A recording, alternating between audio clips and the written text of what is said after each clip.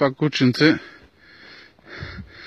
вероятно е било домашно, болонко подобно. Вижте къде е изхвърлено. А е река Дунав. Тук е абсолютна пустош. И кученцето е стояло тук. Ми се обадиха от няколко дни. Оставили са му и гранули.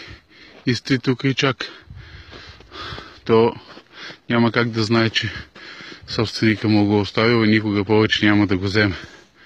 Хайде, ела, моите момче. Ела. Ела. Ела, не бягай от мене. Аз съм приятел, ела. Хайде, ела. Ела. Вижте го, кое е хубаво. Кафеникаво, рунтаво, спластено. Хайде, моите момче. Ела. Ела. Да.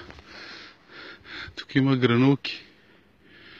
Снощи идвах да го търся, но го нямаше. И днес дойдох пак. Това е река Дунав. Вижте къде е изхвърлено.